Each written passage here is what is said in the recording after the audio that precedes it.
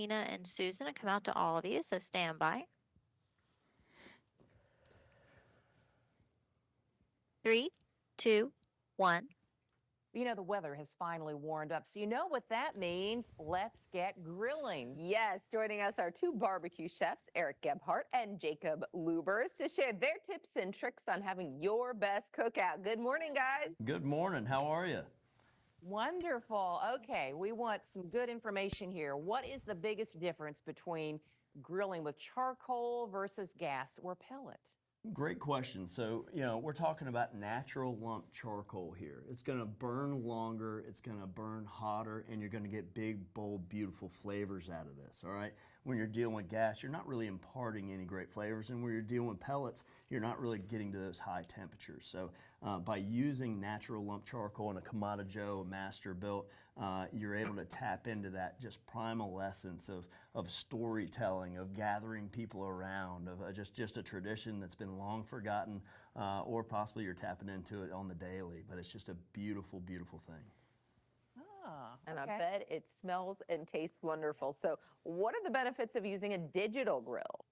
Yeah, so when we're talking about a digital grill, I know a lot of people maybe get intimidated when they're looking at some of the more traditional charcoal grills and grilling styles. Well, this kind of takes all that out of it and makes it very easy. So whether we're using this platform right here or the very easy to use phone app, lighting up this charcoal is quick, it's simple, and then setting your temperature, setting your time even.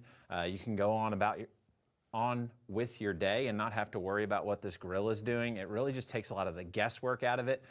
You know, grilling is always owned the weekends. We're trying to own the weekdays as well, and this makes it simple for everybody's busy life to incorporate some of those big, bold, beautiful flavors Eric was talking about any day of the week.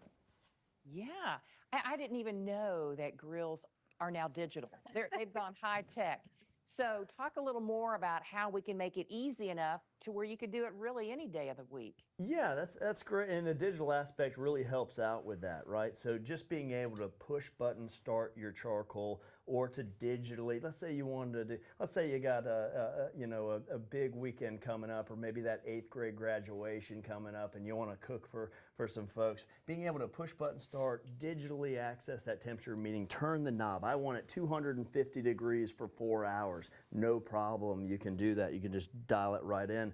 I like to also tell people, start with a larger roast, smoke it low and slow, and then when people show up, slice it in individual pieces and blister sear it in front of them, get the kids involved, make it fun, take the pressure off your shoulders. Life's hard enough, why don't we just have some fun when we got family and friends around? So by letting the grill do all the work for us, and being a little bit earlier in our time frame, we're just gonna have a lot more fun and be able to be present in the moment.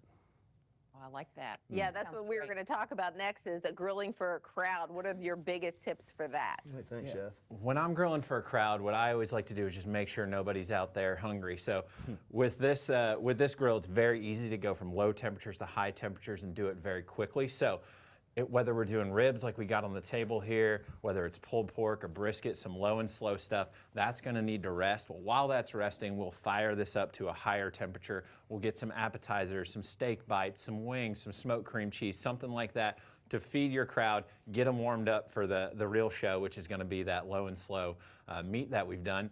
But just keep them eating, keep everybody happy, get them involved with the grill, show them those temperatures. Like Eric said, it's primal, it's part of the experience.